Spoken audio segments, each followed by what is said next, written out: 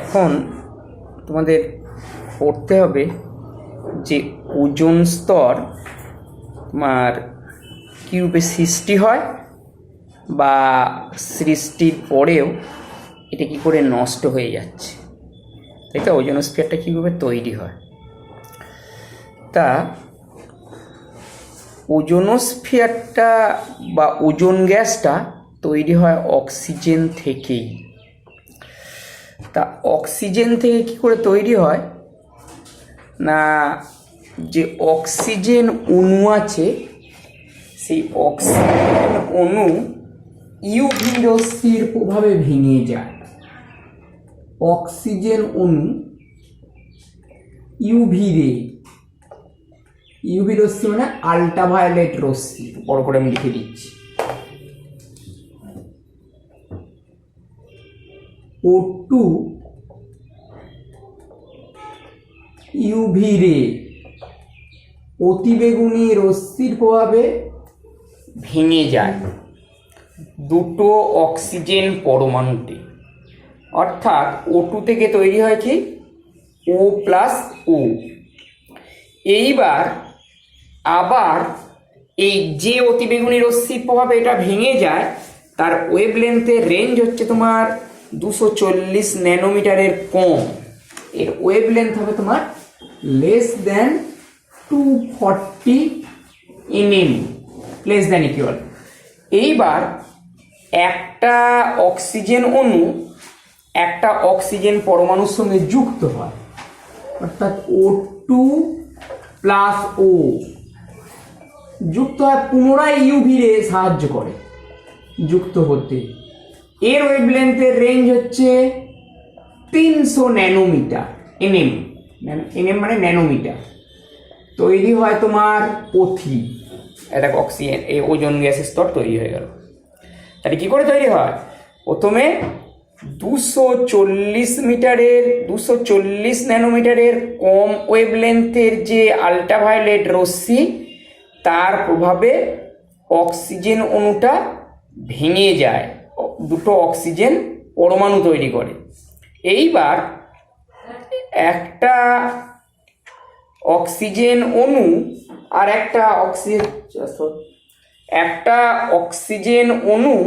একটা অক্সিজেন পরমাণুর সঙ্গে তোমার যুক্ত হয়, অর্থাৎ O2+O তৈরি হয় কি O3 তৈরি হয়। বুঝতে পারলে না? ঠিক আছে। তাহলে এইভাবে দেখো, তাহলে তোমার ওজোন গ্যাসের স্তর তোমার তৈরি হয়। কিন্তু এই যে ওজোন গ্যাসের স্তর তৈরি হয়, এই ওজোন গ্যাসটা আমাদের এই সূর্যের অতিবেগুনি রশ্মিকে প্রোটেক্ট করে, অর্থাৎ একটা ফিল্টার করে দেয়, তাই তো বলা হয়েছিল।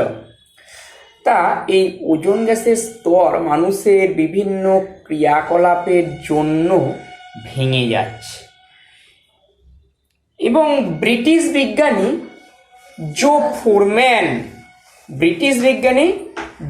ফোরম্যান তিনি সর্বপ্রথম দেখলেন যে আন্টার্কটিকা অঞ্চলে এই ওজোন গ্যাসের স্তর আস্তে আস্তে পাতলা হয়ে যাচ্ছে, এবং এটাকেই বলা হয় ওজোনোস্ফিয়ারে গহ্বর সৃষ্টি হচ্ছে। বুঝতে পারলে না? তা এইবার ওজোন গ্যাসের স্তরটা কীরূপে ভাঙছে দেখো। ওজোন গ্যাসের স্তর ভাঙায় সাহায্য করে মূলত তোমার ক্লোরোফ্লুরোকার্বন। আমাদের বিভিন্ন যে এসি মেশিন চলে বা শীতলীকারক যে মেশিনগুলো আছে, তা সেখানে একটা গ্যাস লাগে, মেশিন আর ওয়ার্কিং সাবস্টেন্স বলে। অর্থাৎ তোমার ওয়ার্কিং সাবস্টেন্স মানে বাংলায় তোমার দাঁড়াবে কার্যকরী বস্তু, একটা গ্যাস লাগে। সেই গ্যাসটাকে সিএফসি নেওয়া হয়। সিএফসি গ্যাসটার কাজ কি? সিএফসি গ্যাসটা তোমার ওই ঘরটাকে ঠান্ডা হতে সাহায্য করে এই মেশিনটা চললে, অর্থাৎ হিটটা অ্যাবজর্ব করে। তা কিন্তু এই যে সিএফসি গ্যাস, ক্লোরোফ্লুরোকার্বন গ্যাস, এটা কিন্তু একটা নিষ্ক্রিয় গ্যাস। নিষ্ক্রিয় গ্যাস হওয়ার জন্য কি হয়, এর কোনো চেঞ্জ হয় না। যেমন নিষ্ক্রিয় হওয়ার জন্য কি হয়, পরিবেশের দীর্ঘদিন ধরে অবিকৃত অবস্থা থাকে, প্লাস্টিকটাই থাকে না, পরিবেশের কোনো চেঞ্জ হয় না এবং পরিবেশের ক্ষতি করে। সিএফসি গ্যাসও তাই, যতদিন বায়ুমণ্ডলে থাকবে ততদিন সে তাপ শোষণ করবে, করে গ্রিন হাউস এফেক্ট তৈরি করবে, এর কোনো চেঞ্জ হবে না। বায়ুমণ্ডলে দীর্ঘদিন থাকার পর চলে যায়, মানে ট্রপোস্ফিয়ারে দীর্ঘদিন থাকার পর এ চলে যায় ওজোনোস্ফিয়ারে। ওজোনোস্ফিয়ারে গিয়ে এবার ওজোন গ্যাসকে ধ্বংস করে। সিএফসি থেকে তৈরি হয় সক্রিয় ক্লোরিন। সক্রিয় ক্লোরিন তো সিএল ডট দিয়ে লেখা হয়। এ করে কি, ওজোনের সঙ্গে যুক্ত হয়। সক্রিয় chlorine plus O3, ozone gas মানে O3, তৈরি হবে তোমার ClO প্লাস O। আর এখন নষ্ট হয়ে গেল, গেল না। এই যে ওজোন গ্যাস ছিল, সিএল ডটটা একে অক্সিজেনেতে রূপান্তর করে দিল, তাই তো নাকি? তা তোমার এবার সিএলও আবার একবার O2-র সঙ্গে যুক্ত হয়। সিএলও, এই যে সিএলও উৎপন্ন হলো, সিএলও আবার একবার তোমার O3-র সঙ্গে যুক্ত হয়, হয়ে তৈরি করবে সিএল ডট প্লাস 2O2। আবার একবার নষ্ট করলো, দেখো এই সিএলও এই যৌগটা O3-র সঙ্গে যুক্ত হয়, হয়ে তৈরি করে কি সিএল ডট মানে সক্রিয় ক্লোরিন। আবার দেখো ওজন অণুকে সঙ্গে সঙ্গে ভেঙে দিল, এই সক্রিয় ক্লোরিন আবার এই কাজ করবে। এইভাবে তোমার দেখা গেছে যে একটা সক্রিয় ক্লোরিন 1 লক্ষেরও বেশি ওজোন গ্যাসের অণুকে নষ্ট করে দেয়। স্রেফ একটা সক্রিয় ক্লোরিন পরমাণু লক্ষাধিক ওজোন গ্যাসের অণুকে শেষ নষ্ট করে দেয়। এইভাবে তোমার বাতাসের ওজোন গ্যাসের স্তর আস্তে আস্তে ক্ষয়ে যাচ্ছে। এছাড়া শুধু যে সিএফসি গ্যাস ওজোন গ্যাসকে নষ্ট করে তা নয়, এর সাথে আছে জেট প্লেন। জেট প্লেন থেকে তোমার, জেট প্লেনগুলো কোথা দিয়ে চলাচল করে, স্ট্র্যাটোস্ফিয়ার দিয়ে। ওজোনোস্ফিয়ারটা স্ট্র্যাটোস্ফিয়ারের মধ্যেই ফেলে দেওয়া হয়েছে। তা জেট প্লেন থেকে তোমার নাইট্রোজেনের বিভিন্ন অক্সাইড নিঃসৃত হয়, মূলত নাইট্রিক অক্সাইড। এই নাইট্রিক অক্সাইড ওজোনের সঙ্গে যুক্ত হয় NO plus O3, NO plus O3 তৈরি হবে তোমার NO2 প্লাস O2। ঠিক আছে, তাহলে কি তৈরি হয়ে গেল, নাইট্রিক অক্সাইডটা দেখো ওজোন গ্যাসকে তোমার নষ্ট করে দিল। তাহলে যে নাইট্রিক অক্সাইড গ্যাস যেটা তোমার উৎপন্ন হয়, সেও দেখো ওজোন স্তরকে নষ্ট করে দিচ্ছে। আবার NO2 প্লাস O, এই অক্সিজেন উৎপন্ন হয়েছে এইখানে, এই প্রক্রিয়া হয়েছে না, হয়নি? তৈরি হবে তোমার NO plus O2, nitric oxide তৈরি হবে। নাইট্রিক অক্সাইডটা ওজোনের সঙ্গে বিক্রিয়া করে নাইট্রোজেন ডাইঅক্সাইড আর অক্সিজেন উৎপন্ন করবে। নাইট্রোজেন ডাইঅক্সাইড আবার অক্সিজেন পরমাণুর সঙ্গে যুক্ত হয়ে NO প্লাস O2 উৎপন্ন করবে। এই NO আবার এই কাজ করবে। এইভাবে তোমার যে জেট প্লেন নিঃসৃত যে গ্যাস, তার মধ্যে তোমার নাইট্রোজেনের যে বিভিন্ন অক্সাইডগুলো আছে, তারাও এরকম ওজোন গ্যাসের স্তরকে আস্তে আস্তে নষ্ট করে দিচ্ছে। তার ফলে কি হচ্ছে, ওজোন স্তর আস্তে আস্তে ক্ষয়ে যাচ্ছে। এইটা যখন বিভিন্ন দেশের রাষ্ট্রনায়করা, প্রধানমন্ত্রী বা রাষ্ট্রপতিরা যখন নজরে নিয়ে আসা হলো, তখন তারা একটা জায়গায় মিটিং করেছিলেন। মিটিং করে তারা একটা চুক্তি করেছিলেন। সেই চুক্তিটার নাম হচ্ছে যে মন্ট্রিল প্রোটোকল। মন্ট্রিল প্রোটোকল, এই চুক্তিটা হয়েছিল তোমার 1987 সালে, মনে হয় 1900, আমি ভুলে গেছি সালটা। 1987 সালে 27 সালে এই চুক্তিটা হয়েছিল, বহুদেশীয় চুক্তি। তাহলে এখন সেই জন্য তারা নিজেরা ঠিক করে আমরা আমাদের নিজেদের দেশকে সামলাবো, যে যার নিজের দেশকে সামলাবে করে তারা ঠিক করলেন যে 1995 সালের মধ্যে ওজোন গ্যাসের ব্যবহার সিএফসি গ্যাসের ব্যবহার 50% কমিয়ে দেবে। আর 2000 সালের মধ্যে সিএফসি গ্যাস টোটালি বন্ধ করে দেওয়া হবে। সেই জন্য বর্তমানে দেখবে যে সমস্ত এসি মেশিন ব্যবহার করা হয় সেখানে আর সিএফসি গ্যাস ব্যবহার করা হয় না, অন্য গ্যাস ব্যবহার করা হয়। বুঝতে পারলে না? তা ওজোন স্তর ক্ষয় হয়ে গেলে তোমার কি ক্ষতি হবে? ক্ষতি, প্রথম কথা হিউম্যান বডির ওপর কি ক্ষতি হবে দেখো। আগে আমাদের নিজেদের কথাটাই ভাবতে হবে। প্রথম কথা কি, আমাদের স্কিন কিন্তু ওজোন গ্যাসের স্তর যদি ক্ষয়ে যায়, যে আল্ট্রাভায়োলেট রে সরাসরি পৃথিবীতে চলে আসবে, সেই আল্ট্রাভায়োলেট রেকে সহ্য করতে পারবে না। তার ফলে কি হবে? চামড়া তামাটে হয়ে যাবে এবং ক্যান্সার হবে। আর কি হবে? চোখে ছানি পড়বে। কি বলো? তাহলে এইগুলো আমাদের ক্ষেত্রে তোমার ক্ষতি। আচ্ছা, এবার তোমার উদ্ভিদ জগতের ক্ষতি হবে। সার্বিক ক্ষতি কি হবে? ওজোন স্তর যদি নষ্ট হয়ে যায়, টেম্পারেচার বেড়ে যাবে। টেম্পারেচার বেড়ে গেলে কি হবে? এটা সমস্ত জীবজন্তু তোমার বসবাসের অনুপযোগী হয়ে যাবে। উদ্ভিদের ক্ষেত্রেও তাই।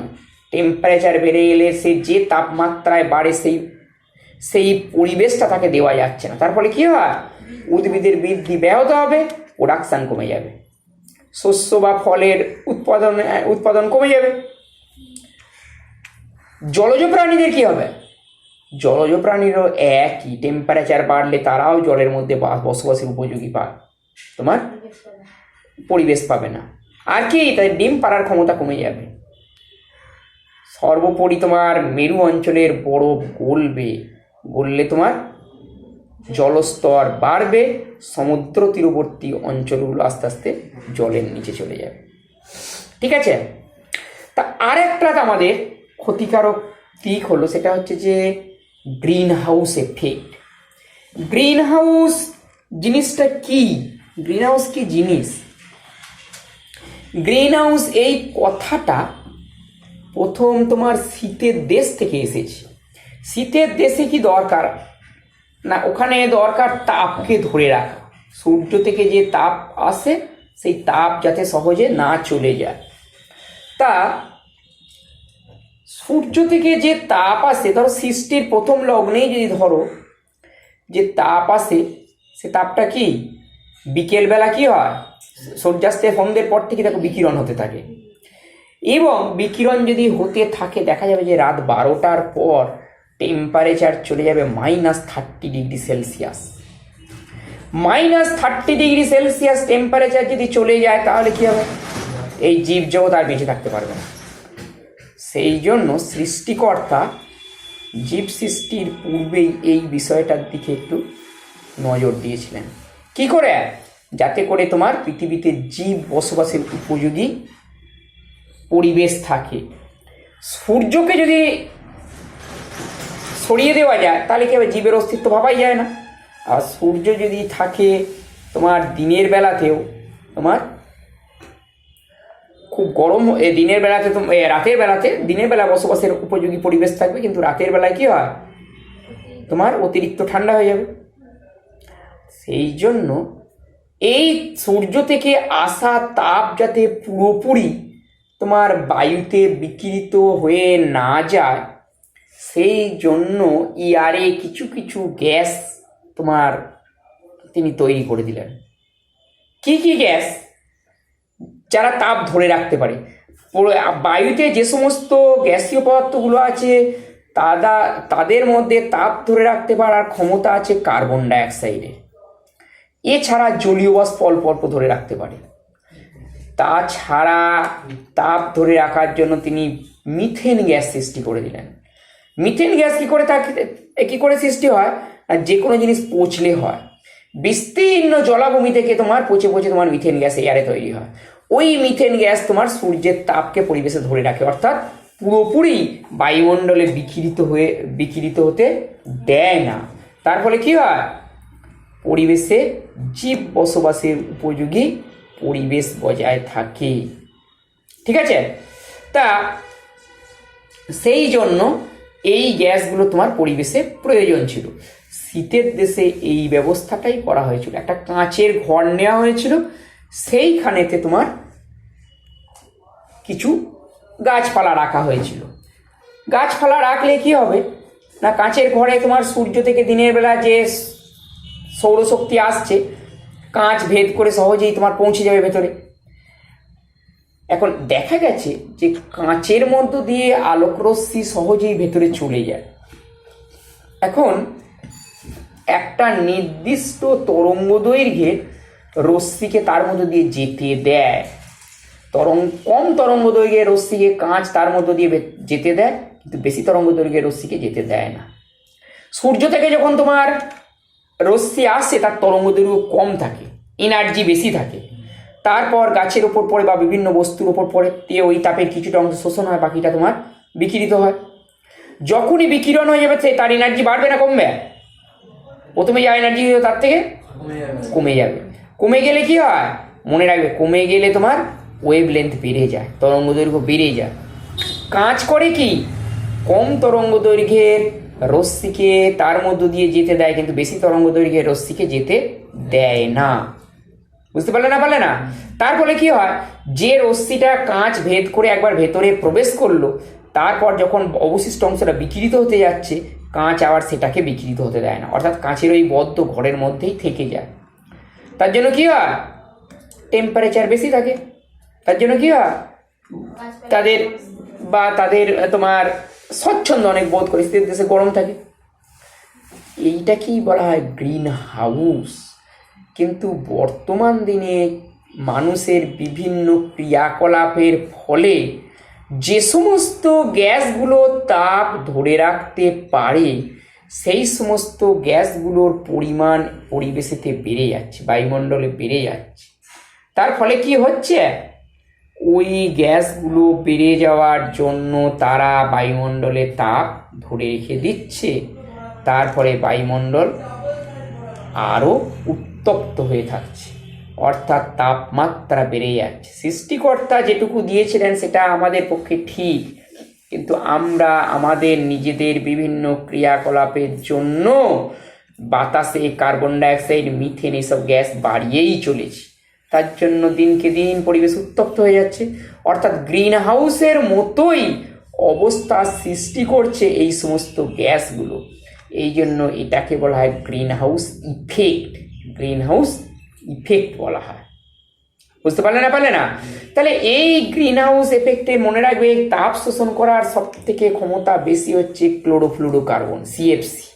সুতরাং বললাম এটা একটা নিষ্ক্রিয় গ্যাস, যতদিন বায়ুমণ্ডলে থাকবে ততদিন তোমার তাপ শোষণ করে বায়ুমণ্ডলের তাপমাত্রা বাড়িয়ে চলবে, অর্থাৎ তোমার সিএফসি গ্যাসের প্রভাবে পরিবেশ উত্তপ্ত হতে থাকবে।